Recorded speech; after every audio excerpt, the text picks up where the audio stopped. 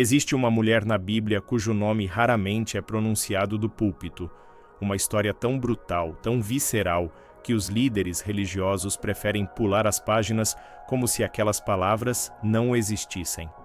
Tamar, filha do rei Davi, uma princesa de Israel que teve sua vida destroçada em questão de minutos e cuja dor ecoou pelos corredores do palácio sem nunca encontrar justiça. Esta não é uma história de milagres ou vitórias. É uma história sobre o que acontece quando o silêncio se torna cúmplice da violência. E se você acha que conhece a Bíblia, prepare-se, porque o que você está prestes a descobrir vai abalar tudo o que te ensinaram sobre perdão, família e fé. A psicologia moderna tem um termo para o que Tamar experimentou: trauma complexo. Mas há 3.000 anos não havia terapeutas, não havia delegacias de mulheres, não havia sequer uma palavra para nomear a violência que ela sofreu dentro da própria casa. Tudo o que ela tinha eram cinzas no rosto e um grito silenciado por séculos de interpretações convenientes. Fique até o final deste vídeo, porque a jornada de Tamar vai te mostrar verdades desconfortáveis sobre poder, silêncio e sobrevivência, que ninguém quer admitir que estão escritas nas páginas sagradas. Jerusalém, aproximadamente 1000 anos antes de Cristo. O palácio do rei Davi, o homem segundo o coração de Deus, o guerreiro ungido, o poeta dos Salmos. Mas dentro daquelas paredes de pedra, longe dos olhos do povo que celebrava seu rei, havia segredos. Havia feridas. Havia uma família tão disfuncional quanto qualquer outra que você encontraria hoje nas clínicas de terapia familiar. Davi tinha muitas esposas, dezenas de filhos, e com isso vinha uma teia de rivalidades, ressentimentos e ambições que envenenavam cada corredor do palácio. Entre todos esses filhos havia Tamar. Seu nome significa palmeira, uma árvore que cresce forte mesmo em terras áridas. E ela era descrita como extraordinariamente bela. Mas aqui está o primeiro problema. A Bíblia, escrita em uma cultura profundamente patriarcal, frequentemente descrevia mulheres apenas por sua beleza, como se essa fosse sua única característica digna de nota. Não sabemos se Tamar era inteligente, criativa ou corajosa. Sabemos apenas que ela era bonita. E essa beleza, que deveria ter sido apenas um detalhe, tornou-se o catalisador de sua destruição. Tamar tinha um meio-irmão chamado Amnon, filho mais velho de Davi com outra esposa, e Amnon desenvolveu uma obsessão por Tamar. A Bíblia usa a palavra amor, mas a psicologia moderna nos ensina a diferenciar amor de obsessão, desejo de posse, atração de violência. Amnon não amava Tamar, ele a queria. E há uma diferença abissal entre essas duas coisas.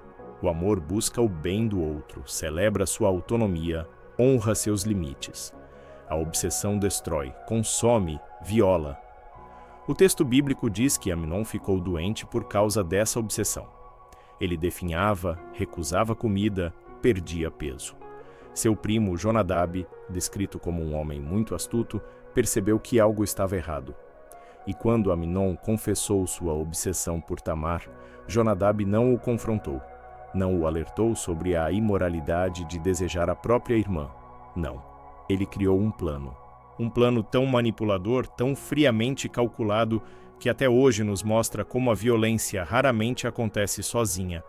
Ela precisa de cúmplices, precisa de quem olha para o lado, precisa de quem facilita. Jonadab instruiu Amnon a fingir que estava doente e pedir ao rei Davi que enviasse Tamar para cuidar dele, para preparar comida com as próprias mãos. Na cultura daquela época, era comum que mulheres da família cuidassem de parentes doentes. Não havia nada suspeito no pedido. E Davi, sem desconfiar de nada, ordenou que Tamar fosse. Pense nisso por um momento. O próprio pai mandou a filha direto para o lugar onde ela seria destruída. Não por maldade, mas por ignorância, por não enxergar os sinais, por não imaginar que o mal poderia estar tão perto. E aqui entra um conceito psicológico devastador: traição cega. Acontece quando confiamos em sistemas, em pessoas, em estruturas que deveriam nos proteger, mas que nos expõem ao perigo. Tamar confiou na autoridade do pai, confiou no protocolo familiar, Confiou que estar na casa de um irmão doente era seguro. Toda aquela confiança foi instrumentalizada contra ela. Tamar foi até a casa de Amnon. Ela preparou bolos, amassou a massa com as próprias mãos, cozinhou diante dele, exatamente como fora instruída. Tudo parecia normal. Mas então Amnon recusou a comida. Pediu que todos os servos saíssem do quarto. E quando Tamar ficou sozinha com ele, Amnon agarrou-a. A Bíblia registra as palavras exatas de Tamar: "Não, meu irmão, não me faças violência. Não se faz tal coisa em Israel. Não cometas tal loucura. Quanto a mim, para onde iria eu com a minha vergonha? E tu serias como um dos perversos de Israel. Fala ao rei, pois ele não me negará a ti." Pare e absorva essas palavras. Tamar tentou raciocinar com o agressor. Ela apelou para a moralidade, para a reputação dele, para a própria sobrevivência social dela. Ela até sugeriu uma solução alternativa, pedindo que ele falasse com o rei sobre um possível casamento, embora isso também fosse problemático. Ela usou todas as ferramentas psicológicas disponíveis para uma mulher sem poder em uma sociedade patriarcal: persuasão, apelo moral, negociação. Nada funcionou. Amnon não ouviu, porque para ele, Tamar nunca foi uma pessoa. Era um objeto de desejo. E quando você desumaniza alguém, quando reduz um ser humano a uma coisa, não há argumento que funcione. A violência aconteceu. A Bíblia diz que ele a forçou, a violentou, a humilhou. E então, em uma reviravolta psicológica absolutamente previsível para quem estuda perfis de agressores, algo sinistro aconteceu.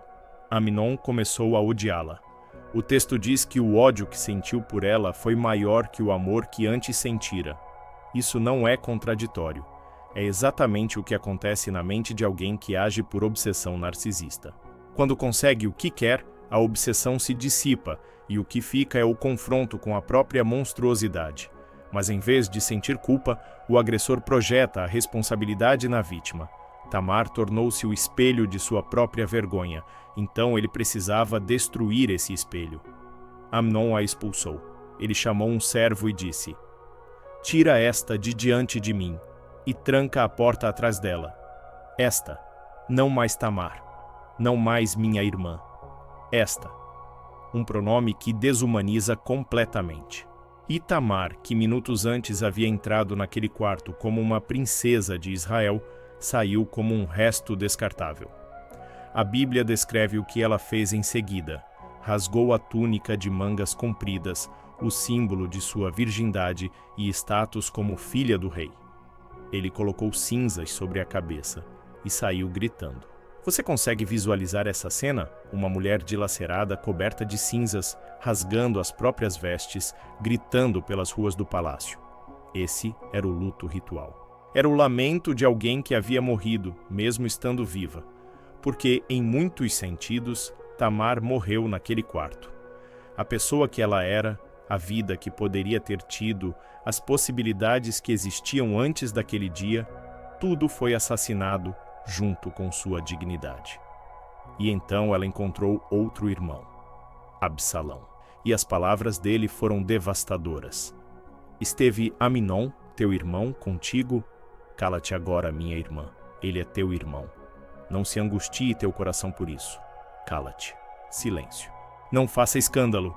Ele é teu irmão", como se o laço familiar justificasse o horror. Não se angustie teu coração, como se fosse possível simplesmente decidir não sentir a devastação. Absalão acolheu Tamar em sua casa, mas seu conselho foi o veneno que perpetua ciclos de abuso em famílias. Silêncio para proteger a reputação. Silêncio para manter a paz. Silêncio que sufoca a vítima. A psicologia tem um nome para isso: revitimização institucional. Acontece quando as estruturas que deveriam proteger e validar a vítima, na verdade, a silenciam e culpam. Absalão não estava sendo compassivo, estava sendo estratégico, político, calculista. E Tamar, a Bíblia diz, ficou desolada na casa de Absalão. A palavra hebraica usada aqui é shamen, que significa devastada, arruinada, destruída.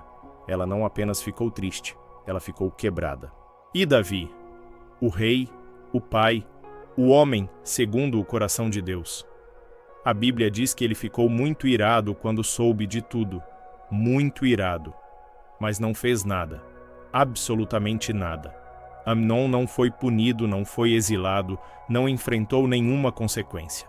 Alguns estudiosos sugerem que Davi não podia julgar Amnon com severidade, porque ele próprio tinha sangue nas mãos. Ele havia cometido adultério com Batseba e assassinado o marido dela. Como poderia julgar o filho sem expor sua própria hipocrisia?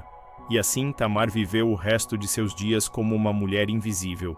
A Bíblia nunca mais menciona seu nome em uma narrativa ativa. Ela simplesmente desaparece. Vive desolada, silenciada, esquecida. Enquanto isso, Amnon continuou sua vida como príncipe herdeiro. Até que, 2 anos depois, Absalão organizou uma festa e assassinou Amnon. Vingança. Mas não justiça. Porque justiça teria sido proteção antes da violência, responsabilização imediata, restauração da dignidade da vítima. O que Absalão ofereceu foi apenas mais violência perpetuando o ciclo. Agora, por que essa história importa hoje? Por que precisamos falar sobre Tamar 3.000 anos depois? Porque os padrões se repetem. A estrutura familiar disfuncional que permitiu a violência contra Tamar ainda existe.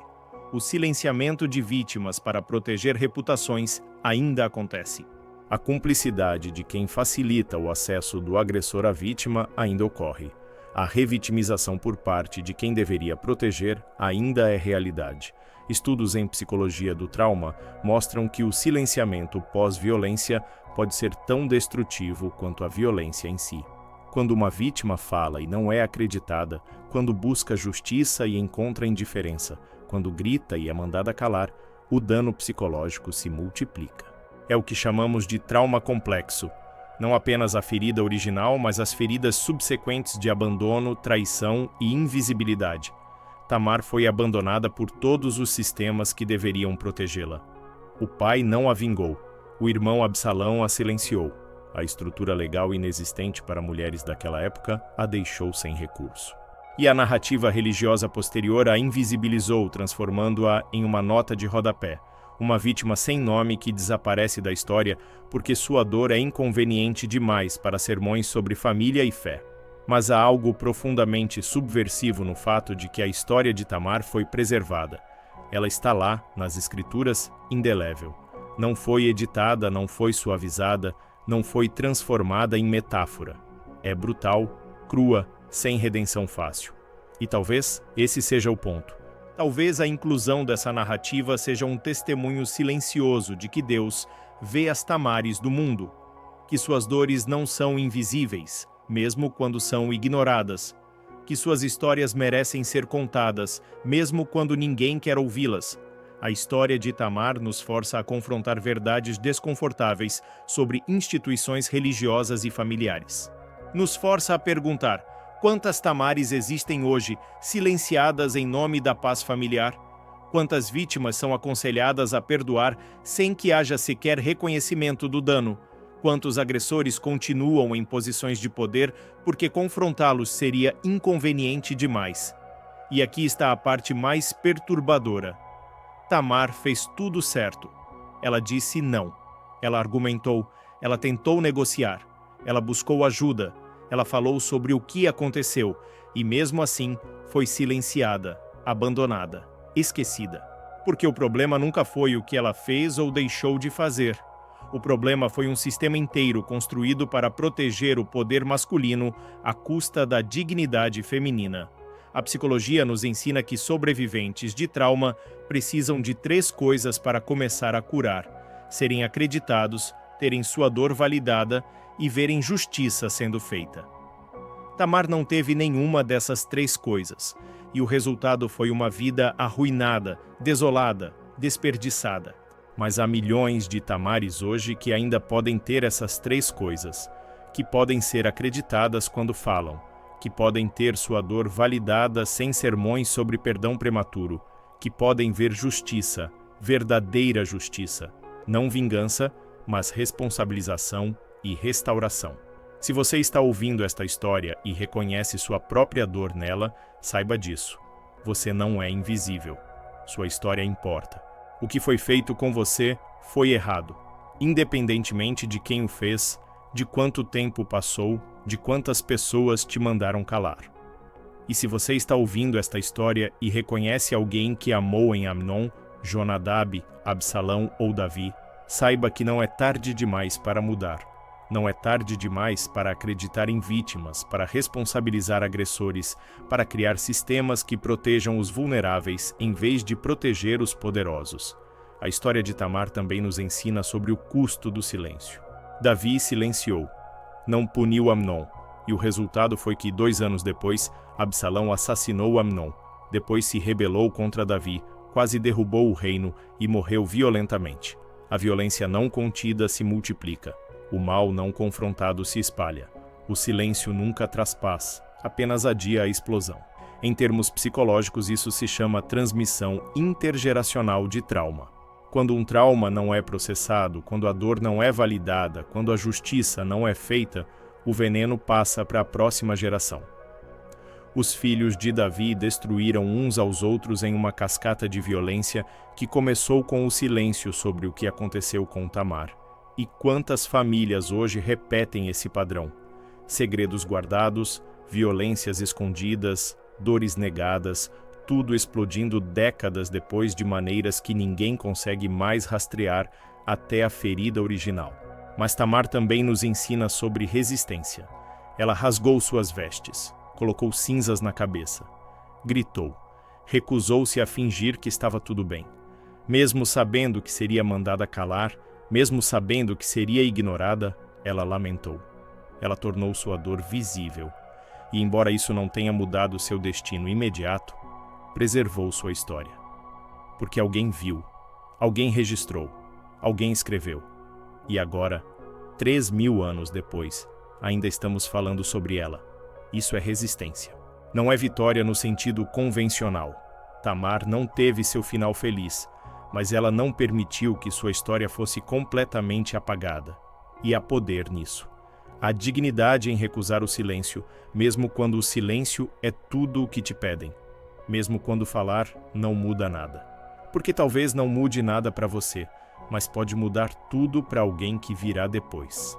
Estudos sobre resiliência mostram que sobreviventes que conseguem nomear seu trauma, que se recusam a guardar segredo, frequentemente ajudam outros sobreviventes a encontrar coragem para falar. O depoimento de uma vítima quebra o isolamento de outras vítimas, e talvez seja por isso que a história de Tamar ainda ressoa. Porque existem mulheres em todos os cantos do mundo que sabem exatamente como é ser violentada por alguém de confiança, ser mandada calar a boca por quem deveria proteger, ser invisibilizada por sistemas que valorizam reputação sobre verdade. E se você é homem ouvindo isso, essa história também é para você. Porque você pode escolher não ser Amnon, não ser Jonadab, não ser Absalão, não ser Davi. Você pode escolher não objetificar, não facilitar, não silenciar, não ignorar. Você pode escolher ser o tipo de pessoa que interrompe a violência antes que ela aconteça, que acredita em vítimas quando elas falam, que exige justiça mesmo quando é inconveniente. Você pode ser parte da solução. A narrativa de Tamar também nos confronta com uma questão teológica difícil. Onde estava Deus? Por que ele não interveio?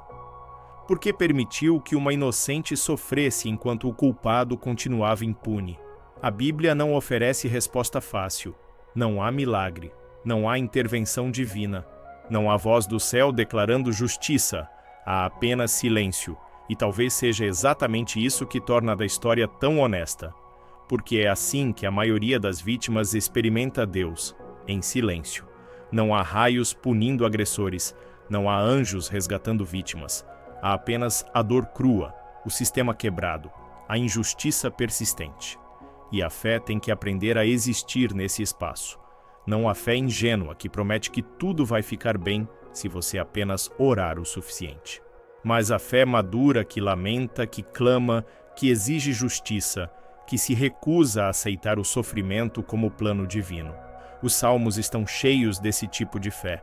Salmos de lamento, de raiva, de questionamento. Até quando, Senhor? Por que te escondes? Por que permites que os ímpios prosperem? Essa é a fé que a história de Tamar exige. Não a fé performática que sorri enquanto sangra, mas a fé honesta que grita, que chora, que exige respostas, que se recusa a chamar injustiça de mistério divino. E talvez o testemunho mais poderoso da história de Tamar seja justamente sua falta de resolução. Porque a maioria das vítimas não tem resolução. Não há final feliz, não há justiça perfeita, há apenas a escolha de continuar vivendo, de encontrar significado apesar do trauma, de reconstruir alguma versão de vida em meio aos escombros. E isso é válido, isso é corajoso, isso é sagrado.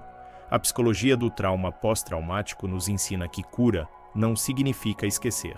Não significa que a dor desaparece. Significa aprender a carregar a dor de maneira que ela não te destrua completamente. Significa encontrar momentos de beleza, conexão e significado mesmo carregando a ferida. Significa honrar a pessoa que você era antes do trauma, enquanto abraça quem você se tornou depois dele. Não sabemos se Tamar encontrou alguma versão disso. A Bíblia não nos diz. Ela desaparece da narrativa, vivendo desolada na casa de Absalão. Mas o fato de sua história ter sido preservada significa que alguém achou que ela importava. Alguém pensou que futuras gerações precisavam saber o que aconteceu com ela. Alguém se recusou a apagar sua existência completamente. E hoje, quando lemos sua história, quando dizemos seu nome, quando nos recusamos a pular essas páginas difíceis, estamos honrando Tamar de uma maneira que nunca foi honrada em vida. Estamos dizendo que ela importa, que sua dor não foi em vão, que seu testemunho silencioso através dos séculos ainda fala, ainda ensina, ainda confronta. Você chegou até aqui comigo nessa jornada dolorosa através da história de Tamar, e talvez esteja se perguntando: qual é a mensagem? Onde está a esperança? Porque, honestamente, essa história não oferece esperança barata, não oferece redenção fácil, oferece apenas verdade crua. Mas, às vezes, verdade crua é exatamente o que precisamos. Precisamos parar de romantizar famílias disfuncionais como se amor familiar curasse tudo. Precisamos parar de silenciar vítimas em nome da paz. Precisamos parar de proteger reputações de agressores enquanto destruímos a dignidade de sobreviventes. Precisamos parar de confundir perdão com falta de responsabilização. E precisamos começar a acreditar em vítimas, exigir justiça, criar sistemas que realmente protejam os vulneráveis. Se existe esperança na história de Tamar, é a esperança de que contar a verdade importa, que nomear a injustiça importa, que recusar o silêncio importa, que preservar as histórias das vítimas importa, porque cada vez que alguém lê sobre Tamar e pensa diferente sobre violência, sobre família, sobre justiça, ela não viveu completamente em vão. Cada vez que alguém escolhe não ser cúmplice do silêncio, Tamar ainda está falando através dos séculos. E talvez a mensagem mais importante seja esta: se você é uma Tamar, se você conhece essa dor, se você carrega essa ferida, saiba que sua história merece ser contada, que sua dor merece ser validada, que você merece justiça, mesmo que ela nunca venha, que você merece ser acreditado, que você merece viver, não apenas sobreviver, que você é mais do que o pior dia da sua vida, que você é mais do que o trauma que carrega. A história de Tamar é um espelho brutal que a Bíblia nos força a olhar. E o que vemos refletido ali não são apenas os horrores do passado antigo, mas os horrores do presente contínuo. Vemos os sistemas que ainda falham, vemos as vítimas que ainda são silenciadas, vemos os agressores que ainda são protegidos, vemos as famílias que ainda escolhem reputação sobre verdade, mas também vemos a possibilidade de mudança, porque diferente de 3.000 anos atrás, hoje temos conhecimento sobre trauma, temos leis para proteger vítimas, temos terapeutas treinados para ajudar na cura, temos movimentos sociais que amplificam vozes de sobreviventes, temos escolha, e com essa escolha vem responsabilidade. Então deixo você com estas perguntas. Quando você ouve a história de uma vítima, você acredita? Quando vê injustiça em sua família, em sua comunidade, em sua igreja, você fala ou se cala? Quando tem poder para proteger os vulneráveis, você usa esse poder ou protege os poderosos? Quando confrontado com a escolha entre verdade inconveniente e silêncio confortável, o que você escolhe? Essas são as perguntas que a história de Tamar nos força a responder. Não com palavras bonitas, mas com ações concretas. Com escolhas diárias de acreditar, proteger, responsabilizar, validar.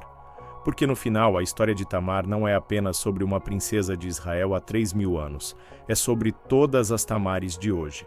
E sobre se escolheremos ser parte do sistema que as destrói ou parte da solução que as restaura. Tamar viveu e morreu invisível, mas sua história sobreviveu. E enquanto sobreviventes continuarem falando, enquanto aliados continuarem acreditando, enquanto pessoas de consciência continuarem exigindo justiça, a voz de Tamar ainda ecoa, recusando o silêncio, denunciando a injustiça, testemunhando a verdade. E talvez esse seja o maior ato de resistência. Continuar contando as histórias que ninguém quer ouvir. Continuar dizendo os nomes que todos esqueceram. Continuar exigindo justiça, mesmo quando ela parece impossível. Porque cada história contada é uma vítima menos invisível. Cada nome dito é uma vida que importa.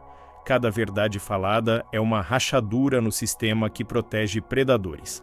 A história de Tamar nos ensina que nem todas as histórias bíblicas têm finais felizes. Nem todas as orações são respondidas da maneira que esperamos.